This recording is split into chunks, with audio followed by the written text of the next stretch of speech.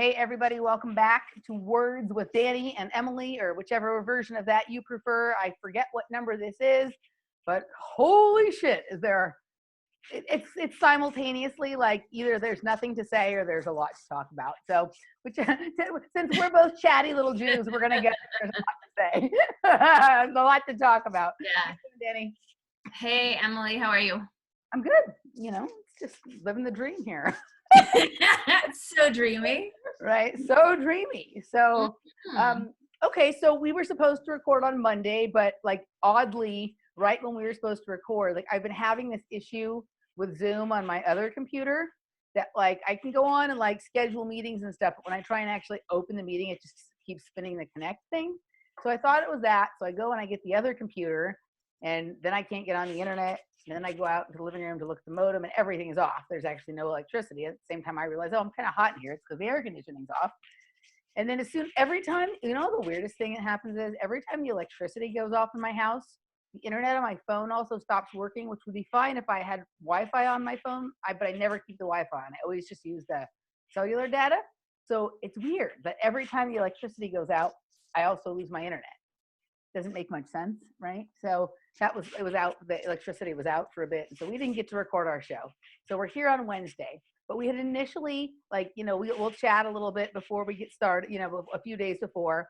And we, you know, like Dani had been looking at some of the, well, you've been doing a lot of looking at both, trying to see if there's a connection between like this totalitarian vaccine tiptoe with Bill Gates and the contact tracing and all that kind of stuff. And like, you know, Fabian Society or Club of Rome roots, but then also starting to look at like where are the background, like the underlying connections between Soros and this movement of protest and whatever that we see going on.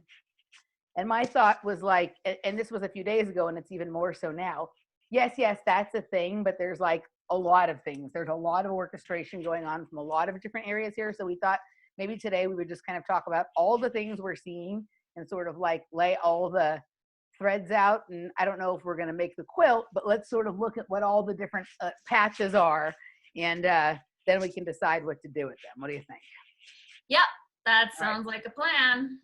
All right, cool. So when did you, we're going to stick, I think, mostly with the George Floyd protest riot, what is going on thing more so than, although I will probably talk a little bit about how fascinating it is. We quickly made the jump from the COVID world to non-COVID world and like that.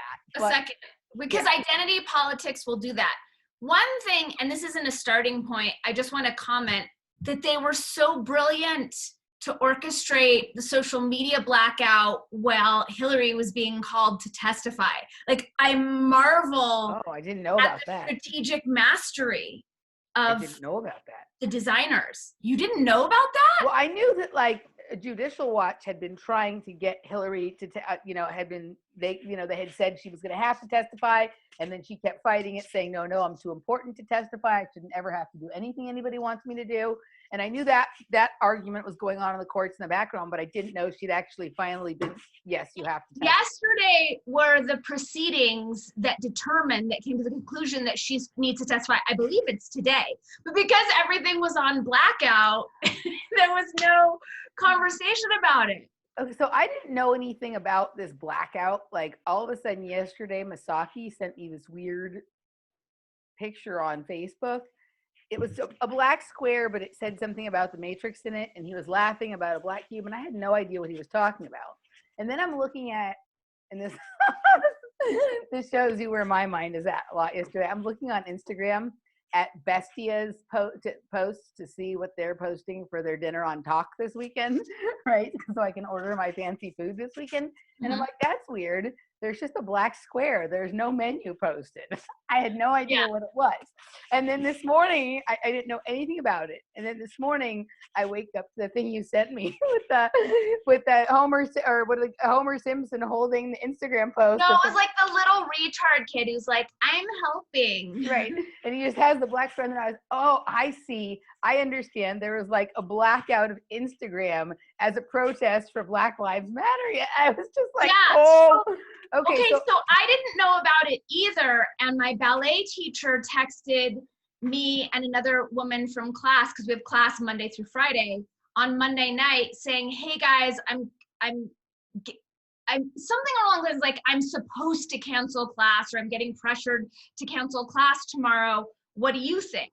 And my reaction was, I don't think more isolation is what anyone needs right now. Like, whatever your ideological adherence, like, just feel into your nervous system that feels like the right thing. And then she ended up canceling. So that was how I attuned to it. But there was also this like blackout of dance classes and music connection, like all that stuff that happens on the web, that was all canceled as well.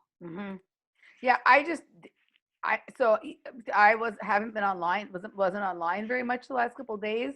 And when I had been, I guess like it's just not happening that much in my portion of my social, in the social feed that I'm in. So I just was mystified. I thought that Bestia accidentally posted a blank screen.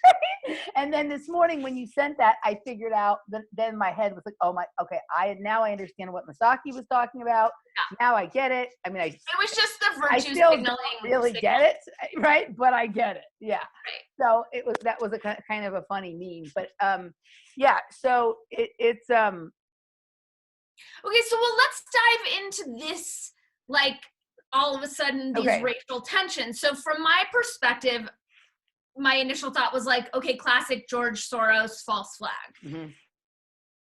Take it from there. Okay, so I think, well, first of all, like, they've been stoking the racial tensions underneath the COVID virus the whole time, because suddenly being interested in maintaining your business that you've built your whole life was like a white nationalist thing to do. And there was people out, Wait, like what? How? Well, because when the people would go protest, like on the steps at the governor's place in Michigan or whatever, like they would call them extreme right-wing militias are protesting against the lockdown, right? Like and that kind of stuff. So that became partisan.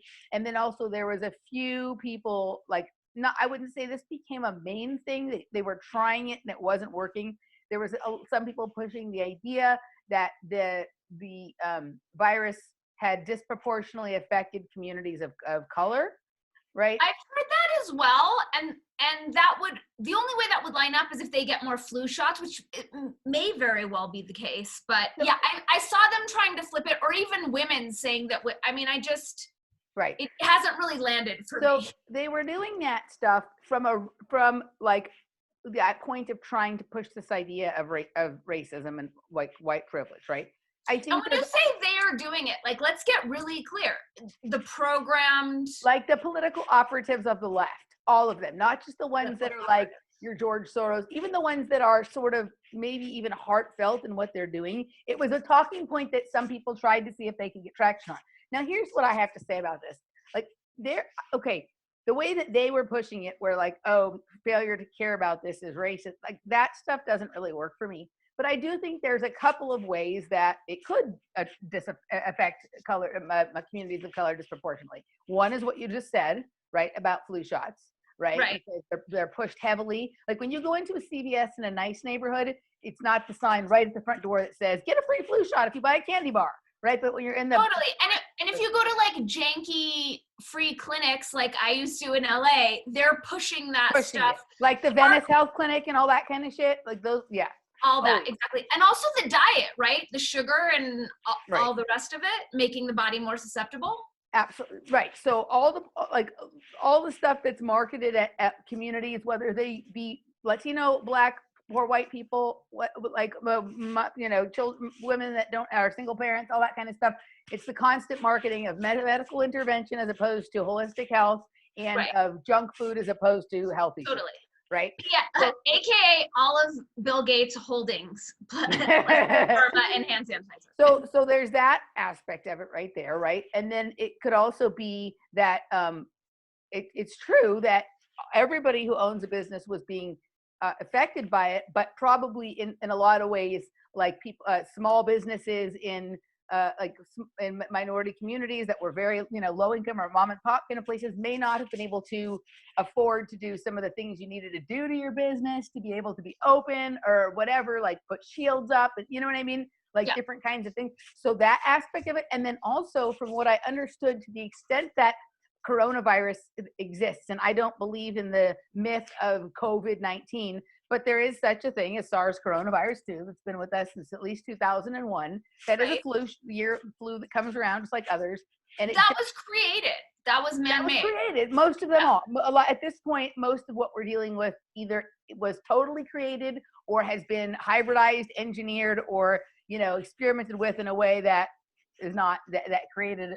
They use it also for amplification, for therapies and creation. So all sorts of stuff is going on. But to the extent that it exists, whether it's organic or inorganic, it does seem to affect certain blood types more than others. And sometimes blood types can line up with ethnicity, race, that kind of stuff, right? So like one of the things that came out pretty early on was that B blood types were less susceptible, right? So and that's A's blood types that typically were like with Asian people or sometimes with Black people or whatever were more susceptible, right, to that. And there's white people with those too, but like there's people of all different races of different kinds of blood types, but some tend to be more in certain races, ethnicities, or cultures, right? So to that extent, I could see that there was an argument there, but that wasn't the one that was being made. The one that was being made was the same one that's made for all of the other, identity politics perceptions of everything, right? So I think the George Soros thing here, and this goes to I didn't learn this during the COVID-19 nonsense, but it became abundantly clear to me during the first half of this year that they intentionally put these people out there like Bill Gates and George Soros. I've known this for a long time, but I really saw how it worked this year, and even before the coronavirus thing started, that they would rather us all focus in on one bad guy and dogpile there, right? Because then you can work the thing about, oh, poor this guy, everybody is piling on him, but also it detracts from the methods overall that are being used, right? What's happening behind the scenes that isn't so obvious. These people are the front men for a reason. They're the scapegoats, right? They're going to be the scapegoat, or they're the people that they just don't care if everybody points at them. And responsibility is not being there's a lot of other people responsible for a lot of other stuff besides these characters that are the front men that are either getting away scot-free, but people are also just not understanding all of the mechanisms, all the levers of power, all of the organizations, all of the kinds of falsifications of evidence and authority that are used in these situations. So what are a few that come to mind that people aren't paying attention to, but that you see as driving this? So people always just want to go and point to George Soros on the left, the Koch brothers on the right, right? And when it comes to health stuff, the Bill Gates kind of thing, right? There's a lot of other people involved, most importantly, governments themselves, right? That's the whole thing is a lot of these people end up creating cover for government involvements in things, right? And also for these sort of huge branches and tree, like the George Soros sits in one spot, and then there's all these connections that he has to governments and to other kinds of organizations, right? And so people fail to see that it's a system, it's a network, as opposed to just one person doing evil things. You and I may know that because we're nuanced in the way our brain works, but if we don't actually explain all those little things to people, then they just think, oh, we're just saying things about bad things about Bill Gates or bad things about George Soros, and these people have done a lot of good in the world and blah blah blah. It just becomes a thing about character, a particular character, right? Rather than a systemic issue of how is it that wealthy individuals have come to a place where they have more power over international organizations, than governments, right, do, and definitely than people do, right? Average people. I'm starting to realize that I'm reticent to use the word impossible, but let's just use it as a placeholder. It seems impossible to have those conversations with people without the fundamental understanding that they're being lied to and that there is this shadow cabal happening. And unless people are willing to avail themselves to that piece, then the specifics are relevant. Yeah, so I think what I'm finding, so the reason that it's so clear to me this time is because sometime over the transition that's happened early this year between like issues related to the pedophilia and then into the coronavirus, because there was a connection because of all that weird like Tom Hanks stuff at the beginning, right, of the coronavirus. Right. So I started observing like the Q people and like some different internet movements where those ideas came together. And these thoughts were like, I already knew this, but it became very clear in my mind that the problem is focusing on like, too many people are focused on like the pedophile, the celebrities being arrested or the politicians being arrested or Bill Gates being arrested and brought down, right? That's where people's energy is focused, as opposed to like having people understand how this happens so that it stops, right? Like the focus is not quite right. And when I have found like you can't argue, certain people, like you can't explain anything to them and you can't argue with them, and it's a waste of your time. But I've even had it this week where somebody who is a very dear friend of mine, who is politically in a different place in their evolution than I am or than you are or whatever, but has questions, right? Like I have found that when I remove certain characters, I might use them as an example of something at one point in the story. But when I remove like just talking about Obama or Trump or Soros or Gates and just start explaining the mechanisms of how some of this works, right? About, you know, Where do you start? What's your entry point? Well, wherever their curiosity lies. So like this particular person, like they could see that something was wrong with these protests, right? But like they you know, they could see there's something. This person is to the left, right, for sure, but a thinking person on the left, not going along with all the nonsense.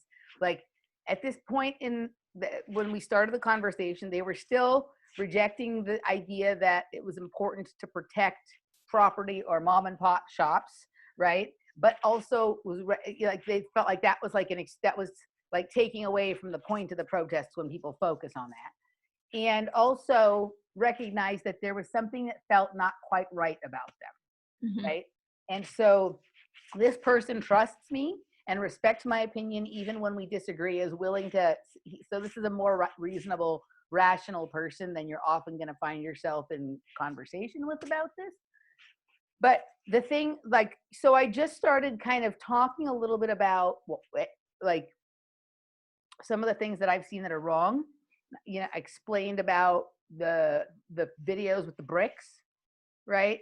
And I explained. So wait, explain about the videos of the bricks. I haven't heard this. Okay, so this person lives in Dallas, right? Okay. And I said, well, I said, first of all, make sure you're watching, rather than watching the news, make sure you're watching local live streams of people who are actually going. I said, you know, there was actually a video last night from someone in Dallas who actually happened to be like an African American kid, showing that he found that there was all of these pallets of bricks that were sitting around on the street. And that's where a lot of these rioters and looters and stuff were getting the bricks to throw through windows. Like, where did these pallets of bricks come from? There's no construction site around there. So, okay, so here's a good place to start. So I hadn't thought of this particular thought yet, but it came later. But so I told him about the bricks, right? Like I told him about the bricks, and I told him, I don't know, there was a couple of other videos that had come across my, there was another interesting thing with like, Robert noticed that in the video of George Floyd actually being, you know, killed or whatever happened there, in the background, there was a sign for 99-cent diesel at the gas station. There hasn't been 99-cent diesel for probably at least 15 years. Like we just drove across from Arizona home, and gas is pretty cheap in Arizona, and the diesel was $2.47, I think. So like, unless, you know, maybe like the cheapest place in the country for gas will usually be Texas. It definitely probably won't be Minneapolis.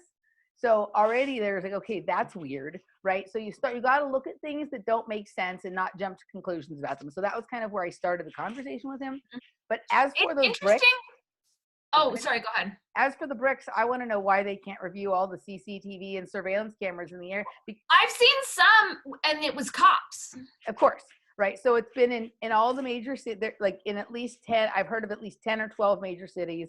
And Joe Rogan's even actually been pretty good on this. He's like, where the fuck is this shit coming from, right? So like, we're under surveillance all the time. They know where everybody is all the time. They've admitted to using contract tracing on the protesters and stuff like that. There's got to be on the street lights on that street or in any of the businesses surveillance cameras. Who dropped off the bricks, and then let's start working back from there, right? But like I said, the footage that I've seen, it's always cops. Right. So we know. Right. So my point is George Soros can't do what George Soros does without the complicity of cops.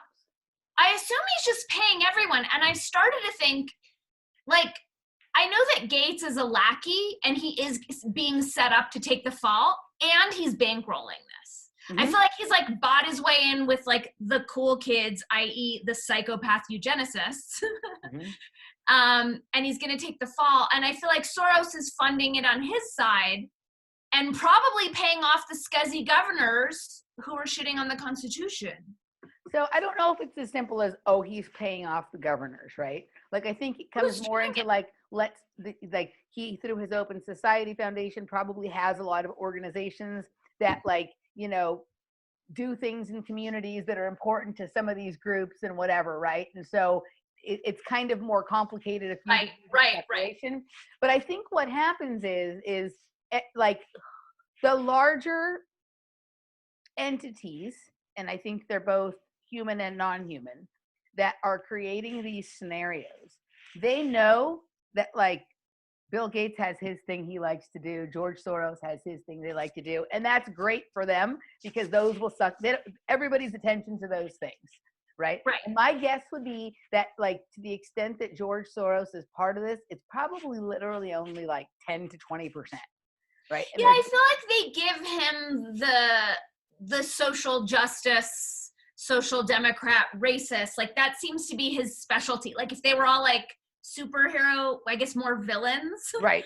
Like that's Bill Gates has his, George Soros has his on the right. There's the Koch brothers, and there's a few others, like you know, Warren Buffett sort of sits that like center left kind of thing. The Clintons, are they like, the Clintons do the things that they like, and there's a lot of this stuff, right? Like there's tons of these kinds of organizations and people and whatnot. Like Robert's good at pulling up some of the ones that are like a little bit more obscure. But what's going on here is more like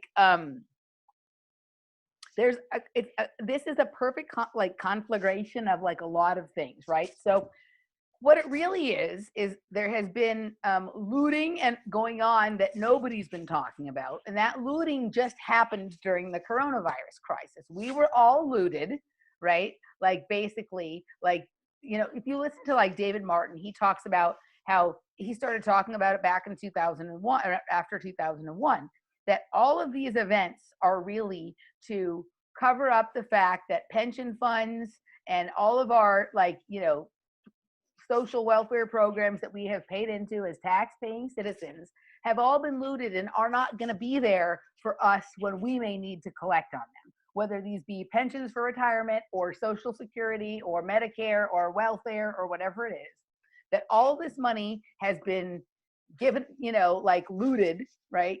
And so they create these events that, so that when people look back and they're, you know, wondering why they don't have anything, it's not, they don't see, oh, because the bankster stole it from me. It's because of COVID-19, coronavirus, right? Or because of coronavirus, or in this case, the looting. But that narrative is reliant upon this current system sustaining itself. It doesn't seem like that's going to happen. Right, I don't feel like we have even another year, right? No, but that means people are not going to have the money that they thought they were going to have. I mean, no one's going to have anything that we think. Right, the whole thing's going to flip. It's not like 5 years ago running out of Social Security. It's the whole thing's going to be obliterated. Right, but the wealthy people still are going to have money, because just like happened last time with the financial crisis, it's been a little differently orchestrated, but there's been a lot of corporations and billionaires that have profited hugely off of the, you know, the coronavirus crisis. So those people are going to have all their money, right? They're not going to be out of money. The people are going to be out of money, and when the people go, 5 years from now or 10 years from now, or even possibly 6 weeks from now, when they're, you know, penniless on the street, they're going to think that it's either because of coronavirus or because of these riots and looting. And they're not going to recognize that what it was because this whole thing was orchestrated, right? Then that's kind of the crux of all of David Martin's work that he's doing on this, that this is an orchestration and a mind control program to distract people away from the actual looting and have them think that there's a reason why their life sucks. And that reason was 9/11. That reason was the financial crisis of 2008. That reason was COVID, or that reason now is this, right? I haven't heard him say that yet about this situation. So that happens on the big scale, but then like even on the smaller scale, right? And so you have this situation where now everybody's been cooped up in their house for months, right? And like whether you believe it's a real thing or not, even the most ardent believers in coronavirus have gotten to a certain point of fatigue, right?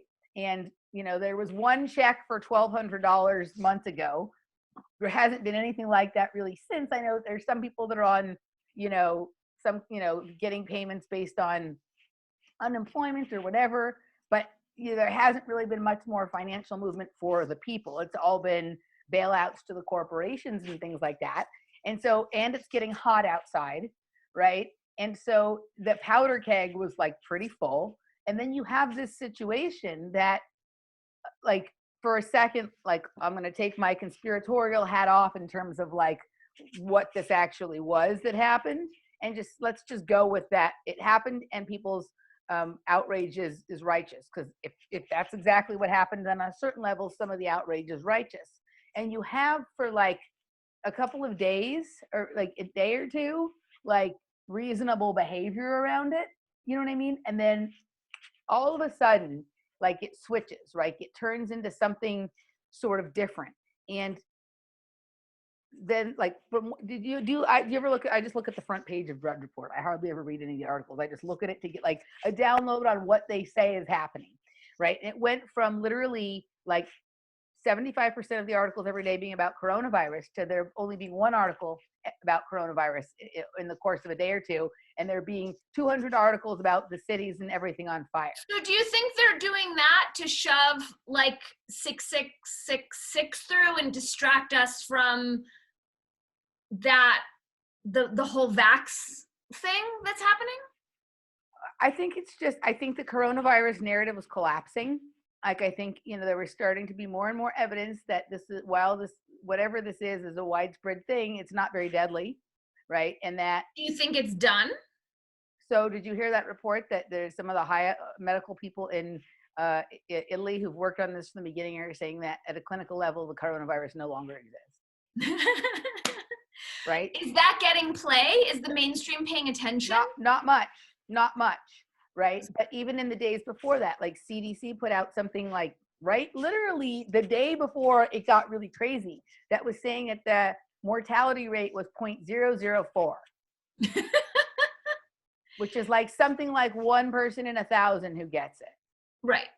Okay. And so like all of these narratives were collapsing, but you know, like they weren't going to be able to sustain it anymore. I mean, I've been to other parts of the country that are fairly open, right? Like people are over it. Like everybody's fatigued of it. Like even the people who are still doing the nonsense, like, you know, they're only doing it because they have to, and they're rolling their eyes while they do it. And even like so the first person, I had my first instance yesterday of somebody asking me why I wasn't wearing a mask, right? I was walking over here in the same area that I always walk in, exercise in. And for the second day in a row, there was this peacock in this one area on the golf course. I have never seen a peacock before the day before that. And so we were like, I was hoping the peacock was going to be there again, and it was there. So Laura and I are checking out the peacock, and this woman comes over. She's like, "Oh my God, did you see it?" She's like, "Yesterday I saw it open. It's, you know, it did the full peacock." We were hoping it would do the dance. It didn't do it because it was a male. But she was like, "Did you see it?" So we had this lovely conversation about the peacock. And then when we were about to part ways, she said, "And how come you girls aren't wearing masks? Or how come you're not wearing a mask?" And she was, you know, an older Jewish lady in her 70s, right? And I calmly explained to her why I wasn't wearing a mask. And by the end of it, what did you say? I said, you know, like I've done a lot of research on it, and I've decided that for me, the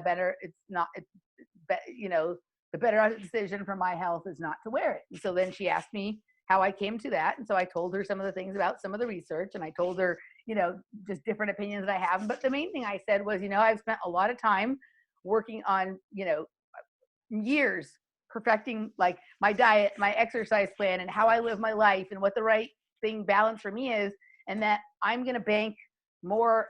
To me, I'm going to bank on that rather than on what some corrupt politicians or heads of, pharmaceutical companies who have political or financial profit motives, what they have to say about it. And I told her about how Anthony Fauci had been the person who, really screwed up the whole AIDS debacle and created all this pain and suffering for millions of people and this and that and whatever. And by the end of the conversation, she was kind of like, okay, she didn't ask in a scolding manner. She more really seemed to be asking out of curiosity. And by the end, we had a reasonable conversation about it. You know what I mean? So whereas my guess would have been 4, 6, 8 weeks ago, it probably wouldn't have been so cordial because people are fatigued now. So they could actually maybe hear a little common sense on it, right? Like the most mind controlled idiots, absolutely not. But the people who are reasonable thinking people, but they were just erring on the side of caution, or they're not as interested in the news or whatever as you and I are. So she was ready to have her mind opened a little bit on it. You know what I mean? And whatever. So there's a lot of those people. You can't do you think they're going to stage a second wave? Yes. Well, it depends on what happens with this, right? But this provides perfect cover for a second wave, right? Because first, I'm sure what they were going to try and say was that it's the Republicans' fault because the Republican states didn't want to stay closed longer or whatever, right? But so far, the evidence is that there's no more cases in the places that have opened up than there are in places that have stayed shut down. In fact, there are people who are still contracting it who haven't left their house this whole time. So how did they get it? You know what I mean? It doesn't seem to make a whole lot of sense. So the narratives are collapsing, right? The narratives are collapsing. And so they're already thinking ahead, right? They're already thinking out to that second wave. So, think about this, they can blame it on They can blame it on the protesters. The rioters, the protesters, the looters, in the eyes of the power system, they're just sacrificial lambs. They're just, they're totally being used. I mean, I have some more really weirdly deep ideas about what might be going on here and technologically and things like that. I'm going to break some of that out on Matrix Mash, with Robert tomorrow or whatever. But I think it's creating this perfect storm. If they can switch, then if this is a failure, there's couple of options. The coronavirus has been a total failure, right? To accomplish what they hope to accomplish with it. And they don't want to have to they don't want to have to say they were wrong or any of that kind of stuff. So just shift quickly to something that's much more exciting, right? The other thing is I think people didn't respond the way they thought they were going to. Everybody was pretty well behaved during the coronavirus. And I think while they love compliance, I think that in some ways they were hoping for more people fighting back against them so they could do more censorship, more clamping down then, and people were more obedient than they expected they would be. And I don't think everybody was obedient because they were a sleeping sheep, although there was a lot of that. I think some people were just this is just so silly, I'm not even gonna indulge this with a response kind of thing. Right. Or okay, well, shit, now I this is bullshit, but now I also have time to work on the things that I've been wanting to work on and whatever. So I think people just did something different with it than the system had expected. I think, some people didn't, but some did. So now they've moved on to this. And this one is good because if this creates enough chaos to carry them through to the end of the year, they don't even have to revisit the coronavirus thing.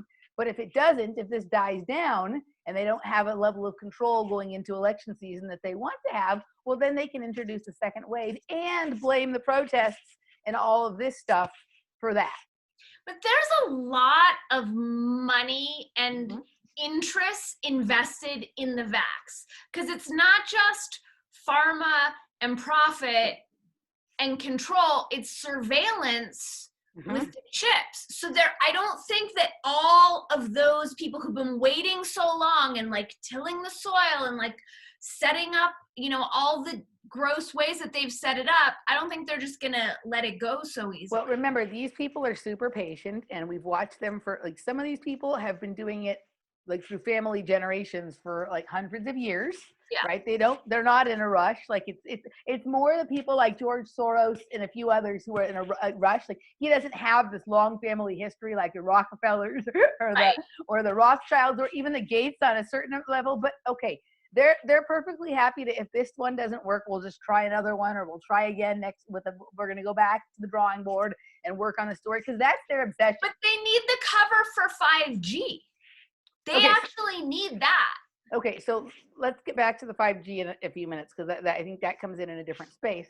But I think the other thing is, the other thing that came out last week, that besides that there was just 0.004 mortality rate, was that only about 50% of the people were interested in taking a vaccine, right? That wasn't enough.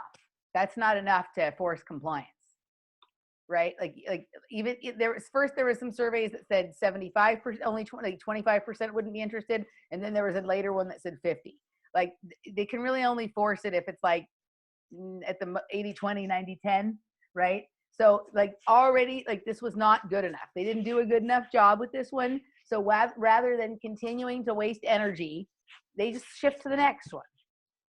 You know what I mean? They shift to another strategy, right? Like, like when you have a certain writing strategy that's not working for you, like you put a certain amount of time in, or okay, you decide you're going to work this way, or right, or you're pursuing this line of research, and you're willing to put so much effort and energy into it. And at a certain point, when you've bumped up against a certain number of walls or a wall for a certain period of time, you decide you need to deploy a certain different strategy.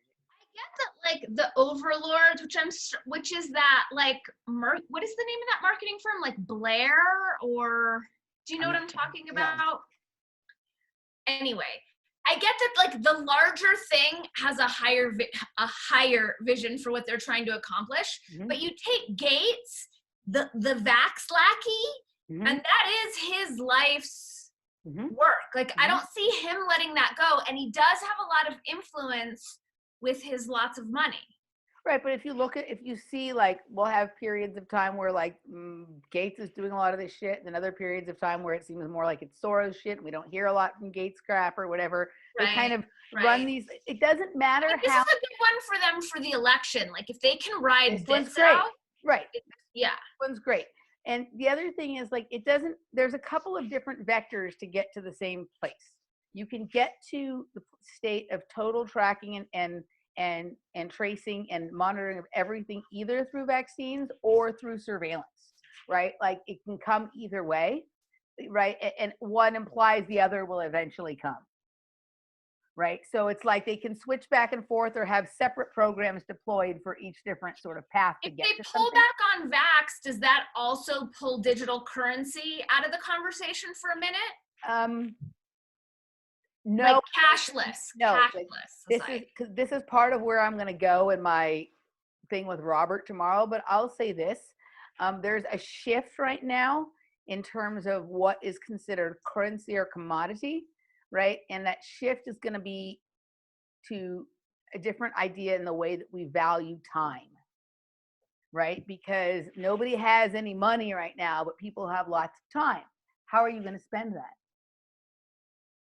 The new currency is to be able to manipulate time. Like if you've watched some of the things, have you seen, like, okay, there was the whole thing about a lot of apps updated and then they had to like reset them back a week, right? Like I'll send you the thing that Jeff sent me, right? Like they literally, like a week or so after some apps had updated, like some new software came in the iPhone, and then they had to go back and preset the apps to like a week before. Like it's almost like they deleted a week of time from the app updates. And then Laura noticed she was updating some of the apps on her phone the other day, and the YouTube one said it fixed bugs, this and that, and also repaired the space-time continuum, etc., etc. What? Yes. So we're now at okay, so we are now we've been dealing with this for a long time, but they're ready to announce, even if it's just under the radar where no one notices. I'll send it to you, the thing. That manipulating time is now like, that's the new game. And even some of this stuff with this event with George Floyd, you missed it. We had a really amazing conspiracy cocktail this past weekend. And Darren Williams, who I recorded a show with a few weeks ago that's going to be coming out probably early next week.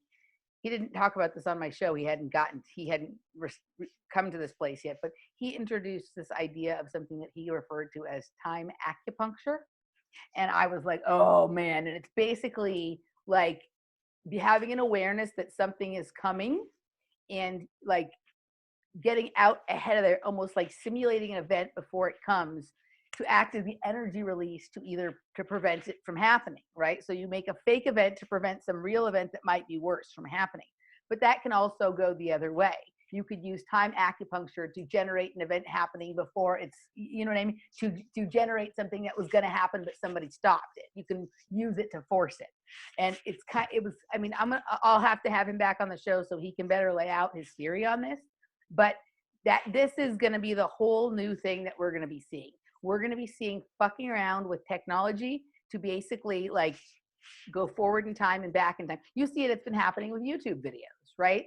Like it's all of a sudden, like after like a lot longer, like you have your live stream and it doesn't go up right away anymore. It takes many, many hours, or like, you know, weird things happening with that. Like everything is either on a time delay or like things are being manipulated, move forward, move back. Like it's weird, like right now. And it all seems to have happened largely since they deployed this new software on the new iPhones that have the contract tracing abilities in it. Okay.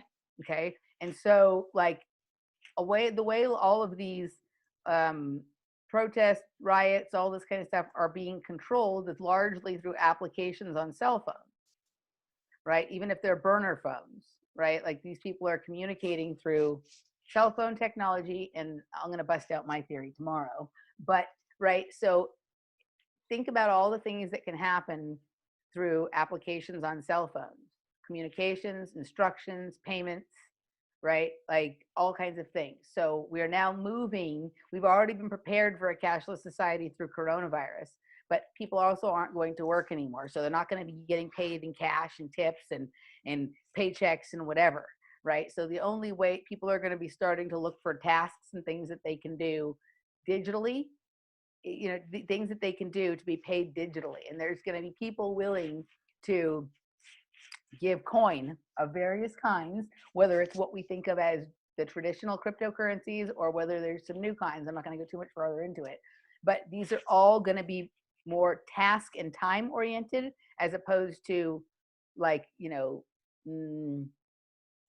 your standard like salary for a job done, right? Like I get paid $12 an hour. No, it's going to be based on task, or it's going to be like, based on sort of time transactions. Does that make sense?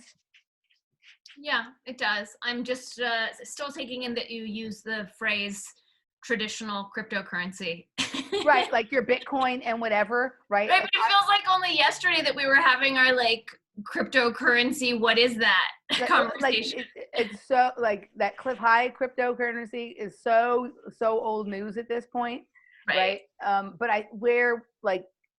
this is that patent, that 060606 was a major announcement as to all of these possibilities that some of us have imagined maybe going on with cryptocurrencies. Yes, they're actually going on and they're being deployed. And I think people are really focused on this idea that there would be a vaccine that would have a chip in it that would allow for all of this kind of stuff. And certainly that's a possibility, but there doesn't have to be that for all those other things to still occur. Right. And I think that like this what's happening right now, like you already saw Minneapolis really quickly said, oh, the contact tracing that we put in place for COVID, well, now we're using it for this. It was always for this, right? Because even if coronavirus went on for 2 or 3 more months, eventually that would have to come to an end. Of course. It's always been meant for this. Yeah. Right? It's always been meant so that the people who are the oligarchs can know where the people are, because they want complete separation between themselves and the people. Right. So, and back to the conversation I was having with my friend Jeremy and other people, right? Like, and even like, so it's, people fall in different spectrums here. Like, I'm not really much for protesting for more metaphysical reasons, and also just because I think the only protest that really works is the one with your dollars and your feet, right? Like, I'm not going to spend my money here, and I'm not going to spend my time here. Like, I'm not going to work for you. I'm not going to, whatever. And I'm not going to spend my money with you. I don't think that people respond to much else than that. You can stand and scream in the street all you want. I'm definitely not for rioting or for looting. But it's interesting. Like, they did, very little of this stuff has occurred around government buildings or police stations. They did take out that one police station in Minneapolis, but here they're not really doing that. Like we've seen a lot of looting and rioting in places that have high dollar stores. Like they were looting the mall in Scottsdale, you know, and they were looting Rodeo Drive and stuff like that, right? Why are they going to retail stores that are like, why aren't they going to government, politicians' homes? Or if you are going to go after retail, because there's an argument that could be made about corporatism and whatnot, why are you not going to the headquarters? Or why, you know, why are you looting mom and pop shops, right? Like it doesn't make sense. And so whenever all of the energy is being focused on this, right? Like nobody is talking about like those people are not yelling in the face of the person that owns Target. They're just breaking in and stealing the cash out of the register.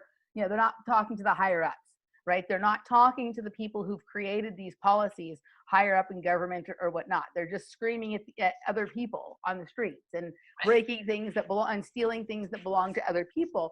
And this is like, you know, it just distracts away.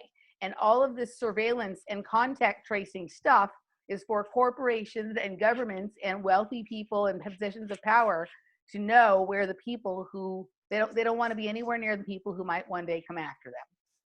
Right? That's what it's really about. Like, I mean, to a certain extent, you know, is not to make sure that you're never held responsible for your behavior for the oligarchs. Meanwhile, if the people step, you know, one hair over ultimately with contact tracing, if they're, you know, outside of whatever the legal bounds of their, you know, assigned smart city are, they're probably going to get dinged a cryptocurrency fee or something like that, right? So right, lose a social credit score or something. Yeah, this is a way, like what's happening right now, and I'm going to get into this tomorrow, is like it's sort of a ritual to bring in, it's like an initiation for like to bring in that social credit score, but like it's kind of doing it through the opposite. Yeah. So to go back to George Soros, like I don't think George Soros has his hands in all of these like little like nuanced areas of all not this at all stuff. Not at all. Like his shit, I think it's the race stuff, like right. I think it's just his very narrow race to divide, to destroy. It's very simple with him. Right. So he's being used by the larger powers at hand. I don't think that George Soros really, I've never heard him talk about surveillance one way or the other, or he just wants to destroy. But I think the one thing that he has focused a lot on is like obviously the breakdown of borders, right? On a certain level, like he wants, you know, he wants an open society, but also he pushes hard for like marijuana freedom, right? Like he has a lot of stuff related to that. And my feeling about that has always been like, yeah, if people are fucking, you know, some people don't care what's going on in the world as long as they can get stoned. Right. It's not because he thinks cannabis is like a lovely medicine. Yeah. It's because he knows it renders us easier to control and more passive and less likely to do anything. Yeah. I mean, look at like cannabis deliveries weren't shut down during COVID-19 or or it's considered an essential. Neither were liquor. Same with liquor stores. Right. Yeah. You know, so there's a lot of things going on, and you know, like there's a lot of people. I don't think it's as simple as just like a lot of like Trump wants to say, oh, it's Antifa, I'm declaring Antifa a terrorist organization, right? I don't think it's as simple. Like I think there was a time when that was the case, but I think that like you have such like it is so mixed in, right? It's such like it's hard to separate out. Who do you see interwoven with Antifa aside from Soros? So I think that like there's a lot of things going on. I think there are genuine protesters of various levels of being informed, right? I think there are a lot of the whole like white guilt, upper white liberal class, upper middle class white kids who now have had less to do because they haven't been in school and haven't been to work and whatever, right? So they've been sitting around doing all this, you know, whatever's going on with that kind of thing. So I think there's that. I think there's both controlled and uncontrolled portions of Black Lives Matter, right? I think there's people who are part of Antifa who are just who truly think that they're involved in some sort of important thing, and there's the people who are in Antifa who are just jackoffs who want to create chaos and destruction. Well, there's also I'm just putting this together, but like there's the whole democratic socialism piece, like with AOC and Soros, and then that leads into Club of Rome, like that's the crossover there, and there is a lot of crossover there with Corona. Right. There's some, I mean, there's some of that, but like, I feel like this thing that we're witnessing, like they're letting people look at all that stuff because they know, like, okay, everybody knows from Occupy Wall Street and from Ferguson and from all these other ones that when this stuff happens, you blame George Soros, right? Like that's kind of the knee slap thing. Well, it has his fingerprint on it. But this operation has way more technology involved in it, way more technology and people who have acumen and high level esoterics and time manipulation and all that kind of stuff that are involved in it that he has, that is not his deal. And it had to be definitely a larger collaboration with more factions involved and strategizing. Right. And this is, and it's more decentralized, right? And what is a decentralized technology? Cryptocurrencies and things that are on the blockchain, right? And so like, this is not just like when you're dealing with things that are like coming from Microsoft or Apple or Google or Facebook or whatever, that's centralized technology. But whatever, like Jeff, I haven't had a chance to watch it yet, but Jeff sent me an interview with the sheriff where he lives, right? And the sheriff was talking about they're having some way of communicating with each other that we can't discover. Like we're not able to figure out what it is. Wait, the sheriff is saying that the people who are doing the protest, organizing the protests, they haven't been able to figure out or penetrate all the ways that they're communicating. And was there the intimation that there's a new technology that's part of it, or just that they're fumbling? There's been some talk about the people are communicating on role-playing games. Right, they're communicating in the chat of like Twitch or Second Life or whatever. Like the Second Life thing has been around for like a while. Like I know that like that was part of how the operation in Benghazi was arranged, was through backroom chat. Like the people who would get on and play this Second Life role-playing game, they would use that as a cover for passing information back and forth. So I think there's some of that, and I think some of it is going on through gaming. And that's been happening since back 9/11 days, that the back channel communication and instigation of some of these events have been happening through that channel. But I think also like there's a possibility of different kinds of mesh nets. Is there an internet that we're not aware of? Is there, like we always talk about, why hasn't somebody created cell phone technology that isn't, that is, not, so insecure, right? That like that is outside of T-Mobile or all these people. Where is Musk playing into this? Because he has having this like oddly patriotic pushback that I didn't see coming from him. Does he have something to do with this technology? I don't know. I mean, like he has, the Starlink thing went up during this whole kind of coronavirus thing, which is supposed to be the 5G from satellites. Right. I don't know. He's been pretty quiet the last few weeks. Like it seemed like his outrage was just over how coronavirus was affecting his ability to do what he wanted and make money. We haven't really heard, at least I haven't heard much from him during this last week with all of this kind of stuff going on. He's been more focused on his SpaceX launch, right? Yeah. Which at first I heard failed and then I heard succeeded. I don't know which thing is true. I don't know, whatever. So there's a million things going on here, right? How we got into the whole conversation before about the blackout on Instagram or a social media blackout today was about the Hillary Clinton thing.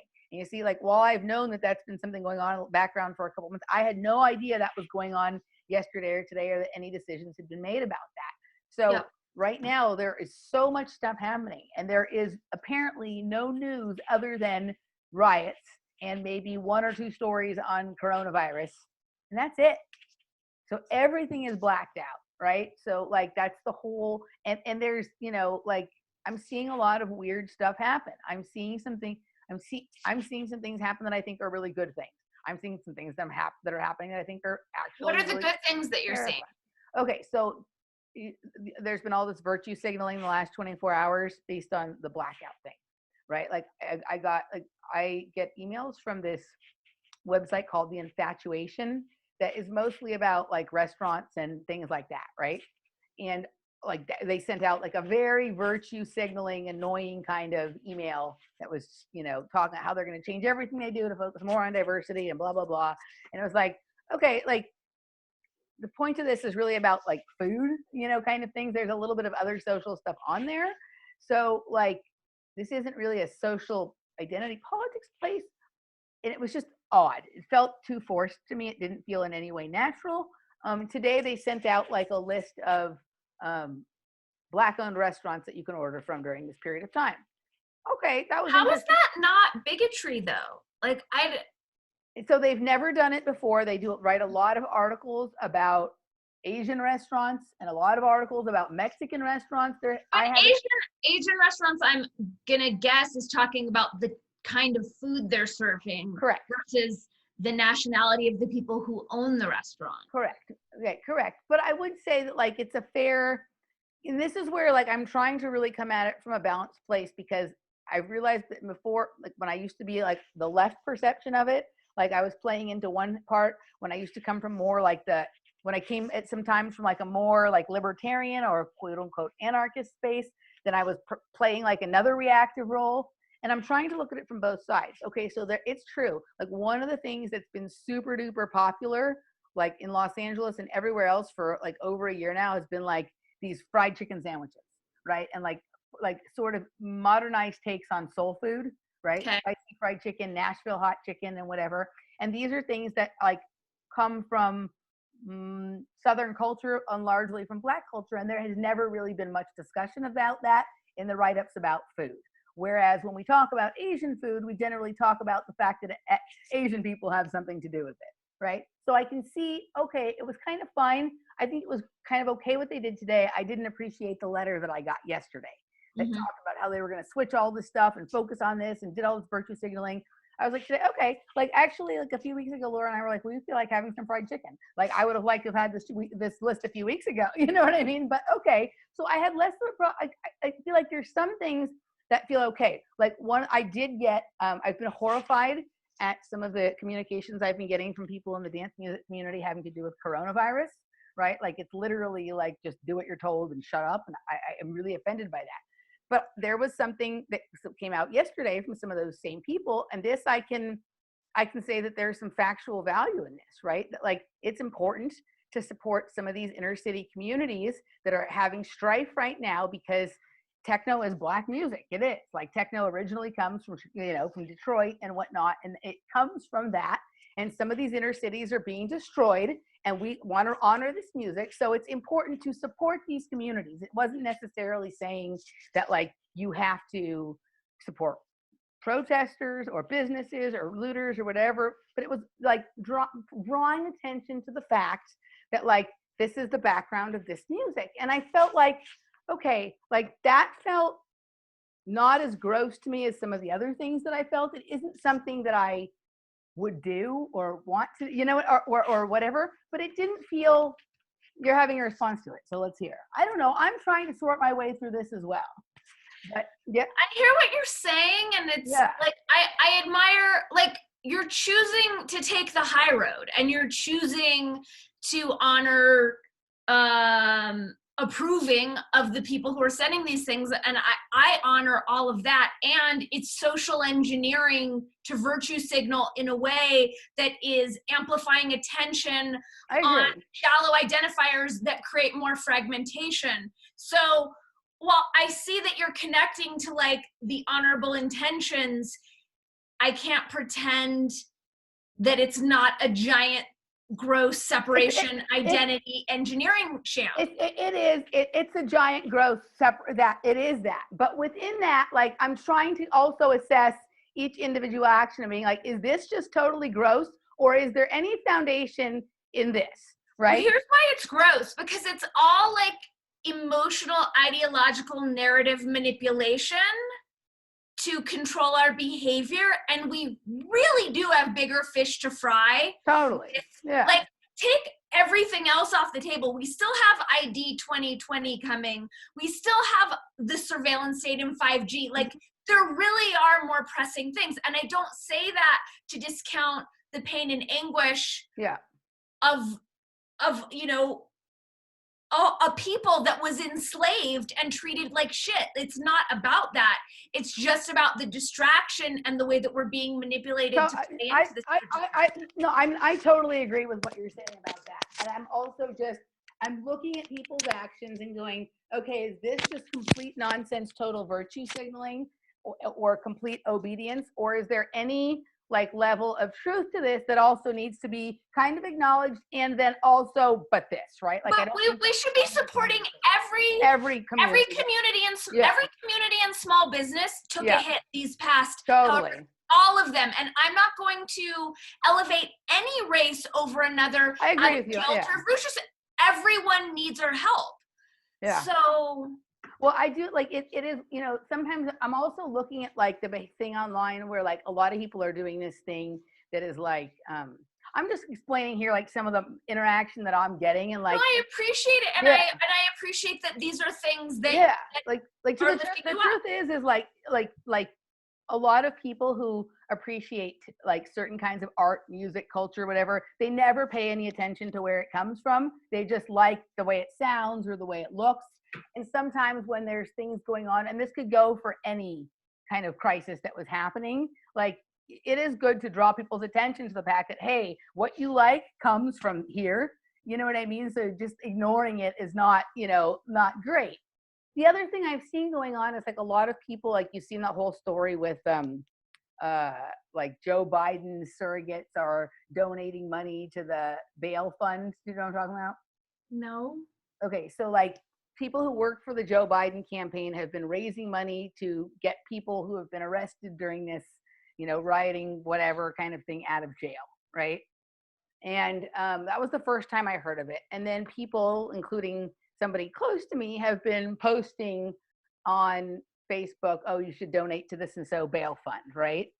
I haven't seen any, like, so I thought that was interesting. I've been looking at that going, okay, people are doing that, but like, is there anyone out there who's like, is there a fund for people who have either lost their business from the BS coronavirus nonsense or because their shit was looted, right? Like, you know what I mean? Like, I'm looking to see if there's like a balance on the other side, or if it's just sort of all one way.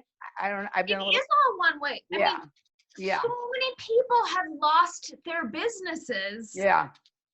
Before this Michigas happened, it's been like 8 days of this. Like entire economies have crumbled, and those people need our help. But now, because their skin is not the color that we're being told to now elevate, it's I mean, it's just silliness. I feel like we're being played. We are. And we're I definitely being understand the played. mechanisms at play are big and loud and unfair.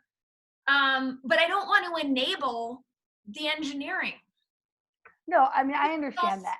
Yeah, it just feels like I'm dishonoring truth and the Constitution and all those other things, you know? Yeah, I don't know. Like, I don't know if I care about the Constitution anymore. I care in a big way.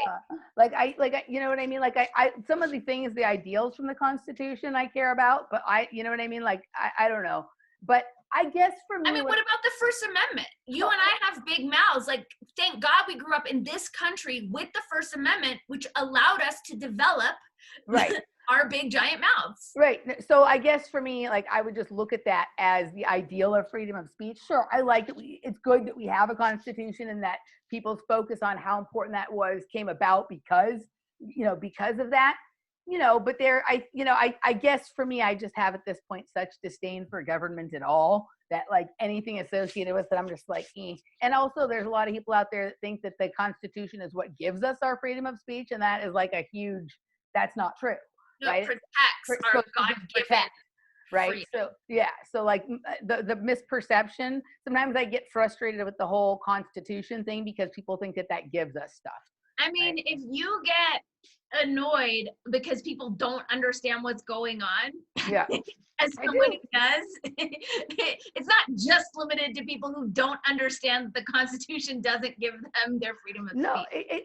But I mean, at this point, like, that's just amongst all of the other things for me. At this point, I guess where I'm, like, we are here and we're living in this world with people who apparently can't see what you and I see, right? And I spent a lot of time, and I was thinking about this when I was getting ready for the show today, and I was like, in the shower and whatnot. I spent a lot of time really trying to like rail against that and show people and explain to people and hit them over the head with stuff. And like, I spent a lot of years like being really, really like miserable and frustrated and unhappy doing that. And I still believe what I believe. Like, I still think most of the same things that you think. And I also recognize that we're in a world with a lot of people who can't seem to get it, right? And it's complicated because a lot of these are people who we love, people who we have socialized with, people who we've had bonding experiences in the past.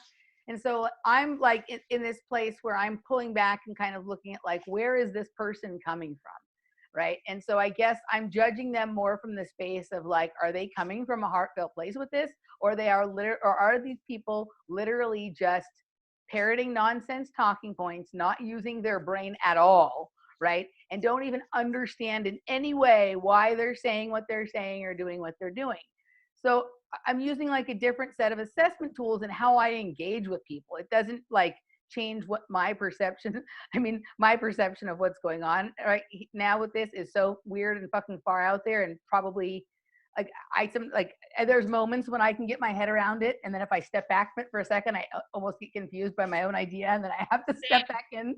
Same, right? Totally the same. So like I think there's going to be like we've heard this forever in like all of these like sort of metaphysical and spiritual and more political and whatever kinds of things that you and I have read for many years. In fact, I'm reading a book that's one of your favorites right now. 2 books that are your favorites right now I'm in the middle of. Right Use of Will and Gene Keys. What? Both of them? I'm in both of them. And even I'm not far enough in Gene Keys yet to say anything intelligent about it. Like I'm only, I just started, but I am far enough to Right Use of Will to say that like it is talking about a lot of this separation that's happening, right? Like there's going to be, some people are going to stay with the program and others are not, or some people are going to be able to handle what's coming on Earth and some people aren't. And this is all part of that, right? And like, the people who can't get it, they're going to get another chance to come back and do it again, right? And maybe they'll get something that was said to them by you or by me this time around will stick in their genetic memory, and they'll on the next time around, like they'll get it, right? Yeah. It does seem to be that this is a recycling machine and there's no limit to how many times you can come back. You know what I mean? It does seem that seems to be a feature of this. And so like, like I'm trying, I'm getting more in that space. Like I can't argue with my dad anymore. I can't argue with my sister anymore. No. And like, I can't, like, I'm completely willing to call out people from my community, even at sometimes great expense to myself, when they do stuff that is absolutely bullshit nonsense, right? And I also feel like it's really important and fair to when I do think that there was something said or an action taken that is like maybe semi-appropriate or seems heartfelt, even if, it is, somehow related to the larger bullshit narrative and structure that's being hoisted upon us, right? To differentiate between something that is fair and heartfelt and something that is just total, absolutely caca nonsense. Yeah. Right. And, because I think that like, for a couple of reasons. If it's true, that's what's most important, right? If the thing that they're saying is true, even if it is, that happens to be at this moment in service of this other thing, it's important to acknowledge truth, but also like recognizing when someone is speaking to you from their heart or is taking an action that is coming from a more organic place helps to build up a line of communication for when they are ready to ask the bigger question, right? Like, then you're a person that they can still come to instead of someone who just trashed everything that they did. Yeah, totally. So yeah, this is a huge shit show. The other thing is like, and I'm going to talk about this a little bit again with Robert, but I like to go through some of these things with multiple people because everyone has a different perspective. Did you catch right at the very beginning of this? Like there's been a couple of, it's still under the radar, but there's been a couple of things that are like, to me, are signaling that like the next mind control program for people who can't see, who can't get over their belief in the political system is the Jesse Ventura program. Have you seen any of that stuff? Mm-mm. Yeah, there was a couple specials with him on RT right at the very beginning of this. And Jimmy Dore talked about it. There's this whole movement to draft Jesse Ventura to run as the Green Party candidate for president. You know, he was the mayor of Minneapolis and the governor of Minnesota, right? And he was a Navy SEAL, and he's, you know, been all this stuff, right? Like, you know, but I've sort of seen him being groomed as like a release valve on the left, right? Kind of a similar way that like Ron Paul was, maybe, you know, whatever, on the right. Yeah, like in the couple of days, you know, and there's all this activity around Minnesota, which is like a weird place, right? So it's like, is Klobuchar going to be chosen as the vice president, right? Is that going to be the way that Minnesota connects into the political thing? Or is it going to be that Jesse Ventura is the Green Party candidate and he has enough name recognition to actually become part of the conversation? Yeah. And then will we have a game show host, worldwide wrestling person, and a man with dementia having a conversation at the debates in the fall, right? So it's still, I've been kind of looking into that sort of synchronicity a little bit that I think is interesting. Yeah. Mm-hmm. So, all the things are like, there's like all the narratives are possible right now. I haven't seen any single idea that somebody has put forth as a possible explanation for this disproven. Yeah, it's all except for the idea that this is just organic and just about, you know, that one is not. That's not a real thing. That's a conspiracy.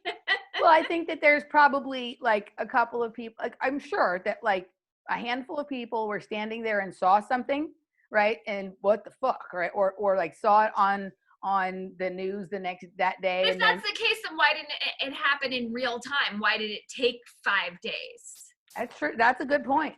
You know what I mean? And that's, I mean, it gets as simple, I mean, and just, we can go here for the conspiratorial joy of the sort of end of the show type time, right? Like, if you look at the picture of the guy with his knee on I won't look at it. Chauvin, and then you look at the picture that is like the picture that they say is that person from like a picture somewhere else. They don't, like, there's not matching marks, like situations on their face. Well, we've seen it so many times. I've seen things like the cop has a different hairline, and I didn't look at so many people sent me the original video. I don't want it in my consciousness. I haven't watched it either. Yeah, I don't want to see it. And I mean, it's like with all the false flags, like maybe it happened, maybe it didn't happen.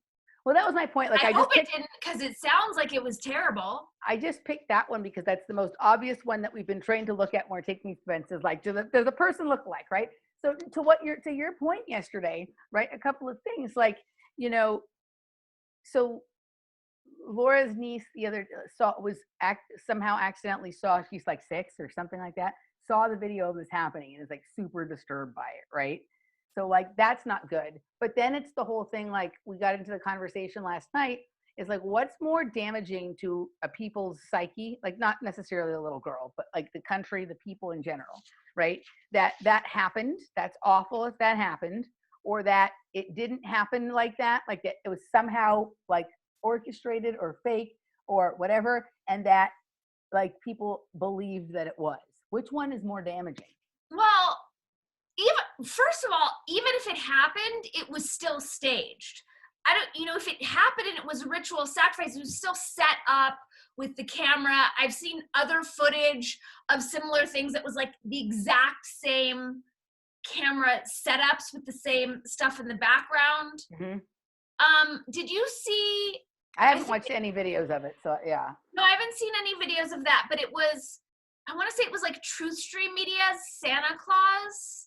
I saw that came up in my feed a couple weeks ago, but I never watched it. Their videos are too long for me most of the time. I love their work. It was only like 25 minutes. Okay, I'll go take a look. And it speaks to, it's so interesting. It was like prophetic as far as like, yes, whether our government would go through so many machinations to fake something to manipulate us. Like, yes. Yeah. And can the psyche handle that? I mean, it's all different manipulations. One, I would prefer that they would understand the truth of how they're being manipulated than like the other emotional manipulation of seeing this ritual sacrifice. They're Right. both terrible. They're both cruel Yeah. and sadistic and not fair. Yeah. Yeah. No, I mean, that's the whole thing is like, obviously, if anybody found, if once somebody could take into their consciousness that something wasn't real, but they had been sold a bill of goods that it was, right, then they're going to be pissed off and upset. But it is, I wonder who found this fact about this interesting, unique characteristic about human beings, that it's easier to fool them than to convince them that they've been fooled, right? Like that's the whole, like it is a unique feature of, like, you know, humans. I mean, I guess there's probably other animals and stuff that do it and whatever, because rats keep going into the traps and things, but I guess they only have to go in once or whatever, right? But like, it is so fascinating how, like, people will defend their captors to the death. Oh yeah. I mean, we're strange people. That they're, you know, like, and you know, we were talking about the whole, I did a show with Sophia last week, and, you know, and so I was, whenever I do a show with Sophia, for some reason, Sandy Hook is on my mind a little bit, because she made one of the best videos about that. But it's just kind of like, okay, so like, there's one school of thought that when you find out that some of the shootings are fake, that should be yay. That's like a relief. Like, those people aren't dead. That's wonderful. But then, like, but people still believe they are, which does more damage than if it had actually, you know what I mean? So it's just like, but I don't know that damage is the right word. Like, I hear what you're saying. Does it shock the more psyche? of an insult to the traumatic? But I think ultimately it does them more good than harm to know the truth, because then they have a chance to be liberated. I think this goes, and I'm glad to have seen, and I'm glad that Robert and I, and you and I, have been talking about this person for many more months before, but a lot of people are picking up on the Yuri Bezmenov aspect to this, the demoralization. Yep. I think that's the whole thing. I think that thing where people are believing something that isn't true, right? Like that, like we all believe things that aren't true, but this kind of stuff like this, where like people get mad at you when you introduce the possibility that maybe this didn't happen, like that upsets them more than the idea that it did somehow, like that they've right? Like that goes to like this complete dissonance and demoralization. And I think that, like, I watched a good video the other day that was talking about how we're really in stage 3 of his I forget what the 4 stages are, but there's like the initial, like, misinformation, demoralization, right? And then we're at this crisis point, like we're somewhere in between the crisis point and then just the fold over into the new, completely mind-controlled idiot universe that comes out of it. You know what I mean? But I wonder where Mr. Bezmenov is now. I think he lives here and he's still alive. But it'd be interesting if somebody could find that man and interview him. Totally. I don't know. You're the woman to do it. I don't know. So I think that we just have to keep watching this. And I think that, like, I think that it seems too obvious to look at the George Soros angle. Did you watch the James Corbett show on the 4-part series on Bill Gates? Yes. Okay, so I think the most important thing, and I heard him interviewed on it afterwards, and that he wound up his thing was that the most important takeaway from this is not that, like, Bill Gates is bad or that he should be arrested or whatever. It's that this is the way it works. This is the way a person this is the way a system disguises criminality as philanthropy, and the way that this is all worked out to be funneled in this direction. And so I think that, like, you know, he's been looking at Bill Gates and doing research on Bill Gates and saying things about Bill Gates for probably 10 years now or more. And so, like, looking at that wide spectrum angle, he's come to that same kind of conclusion that I said came to before. He was doing it just in the spectrum of Bill Gates there. But I think we need to, like, look at this and for a minute resist. We know that George Soros has his paws in his little part of this, right? And for a second, like, stop looking at, like, which person and just look at all the things that are funny. Yeah, all exactly. The things look that are funny. The larger weave of the whole thing. Do you know who Neil Sanders is? No. Okay, he is great. He researches mind control. He wrote an interesting book about Charles Manson, but he did a lot of research on the whole Cambridge Analytica thing. Okay. Right? But he went really far and he created like a map that connects him to all, go to his thing. That's what we need. I feel like if there's a visual map that connects everything, that's digestible, not like the crazy Q or Great Awakening ones. I think it would go a long way in helping people understand. What Neil Sanders has done, and I haven't had a chance to look into it as deeply as Randy did, right? But you can go to his website, and some of his information is free and some is not, but the map is always there. And as he finds more connections, he adds to the map.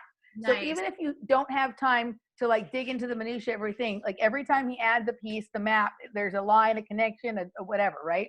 So I think that like, rather than just focusing on like one thing that is a central hub, really start to look at all that kind of stuff.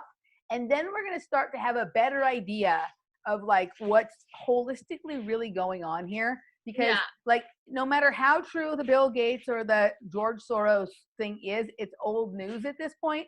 And the more time that we spend focusing on that, we're missing whatever the new injection of ideas and technology are that are backing this whole thing. Yeah, I agree. It's time to integrate the knowledge and speak to it in this. I like that you use the word holistic, like that. Yeah, that really lands. Like, I think we have to stop worrying about the big bad man getting punished and start really understanding how the world works. So then we can decide whether we want to participate in that roadway or not, that Silk Road or that whatever, right? Like if we see it as a map, then we can decide which connections we want to be involved in which road, right? I think we just have to see everything. I don't think we can help the people that insist on not having nuance in their thought. No, if they're insistent on it, if they want to understand it but they don't, and they're willing to try and learn, or if they've like figured out how to have it in one area but haven't figured out how to have it in another area, maybe those people can be helped with that. But a lot of people just don't want to, and I think we just have to let that naturally happen, like the natural like falling away of something, like when something sheds its skin, like the annual whatever. We just have to become okay with that.